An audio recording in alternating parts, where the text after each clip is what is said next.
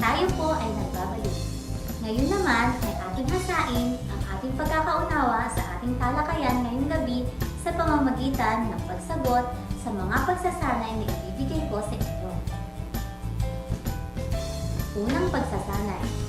Nag-e-ensayo si Regino ng paglangoy ng 2 oras sa loob ng 21 araw. Inang linggo nag-ensayo sa paglangoy si Regino. Para sa ikalawang pagsusulit, bigyang katumbas na araw, buwan, at taon ayon sa nakasaad na unit. Atin na ngayon sagutin ang mga pagsasanay.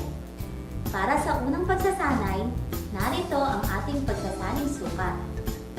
21 days divided by 7 is equal to 3 weeks o 3 linggo.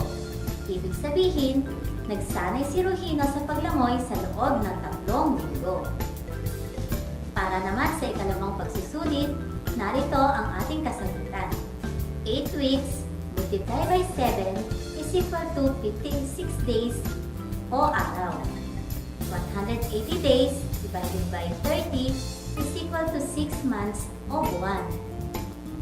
365 days divided by 365 is equal to 1 year o 1 taon. Tandaan, upang isalin ang araw sa linggo, i-divide lamang ang bilang ng araw sa 7. Upang maisalin ang araw sa buwan, i-divide ang bilang ng araw sa 30. At ang pinakahuli, upang maisalin ang taon sa araw, i-multiply ang bilang ng taon sa 365. Sana po ay mas nalinang ang ating kaalaman at kasanayan sa talakayan natin ngayong gabi. Maraming salamat po sa inyong pakikinig at panonood.